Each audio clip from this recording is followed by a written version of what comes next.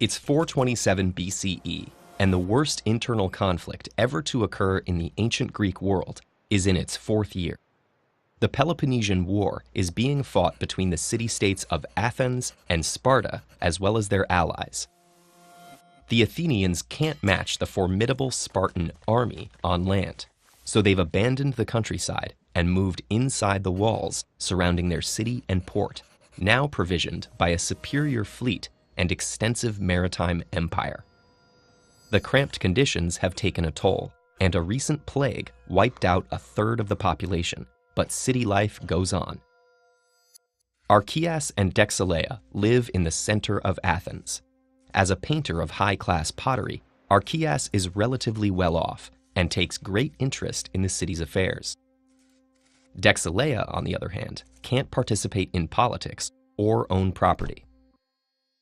The couple are grateful to the gods that 3 of their 4 children, a son and 2 daughters, have survived past infancy. Many parents see daughters as a liability since they require dowries to find husbands, but Archias is confident that his wealth will allow him to make good matches for them without going bankrupt.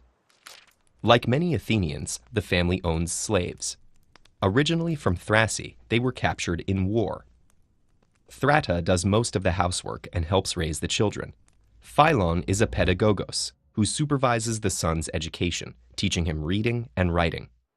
Archias is up early because there's a meeting of the Ecclesia, the assembly of citizens, taking place at dawn. Before setting out, he burns incense and pours a libation at the small shrine in the courtyard on behalf of his entire household. Dexeleia will remain at home all day, teaching her daughters domestic skills. Later, she'll retire to the inner courtyard for some fresh air. When Archias arrives at the Agora, the civic and commercial heart of the city, he finds the square swarming with his fellow citizens, native-born adult males who have completed military training. Attached to the central monument is a notice board with the meeting's agenda. Today, there's only one item of discussion: what to do with the people of Mytilene, a city on the island of Lesbos where a revolt against Athenian rule has just been put down. The meeting takes place on a hill west of the Acropolis, known as the Pnyx. The word means tightly packed, and the crowd of 5,000 citizens makes it clear why. The heralds purify the hill by sprinkling its boundary with pig's blood and call for order. As everyone sits on benches facing the platform, the presiding officer opens the meeting with the words, "Tis agoreven boulete," who wishes to address the assembly.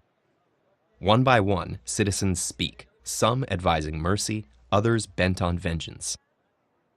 A motion is proposed to execute all the Mytileneans and enslave their women and children because they betrayed their Athenian allies during a time of war. A majority raises their right hands in favor. Once the meeting's over, Archias heads back to the Agora to buy food and wine. Hundreds have gathered there to discuss the results, many unhappy with the decision. When Archias returns home, he tells Dexeleia about the debate. She thinks that killing the innocent as well as the guilty is harsh and counterproductive, and tells him as much. Around dusk, Archias goes to a friend's house for a symposium. The 9 men drink wine and discuss the meeting well into the night. Archias shares his wife's opinion, urging mercy, and his friends eventually agree. Before dawn, something unprecedented happens. Heralds circulate throughout Athens, announcing the council has called another meeting. The second debate is equally heated, but a new resolution to execute only the leaders of the revolt narrowly passes. Yet there's a problem. A ship with orders to carry out the first resolution was dispatched the previous day. And so another ship quickly sets sail to countermand the order, a race of democracy against time. Did you enjoy this glimpse of daily life in an ancient civilization? If so, check out our Day in the Life playlist.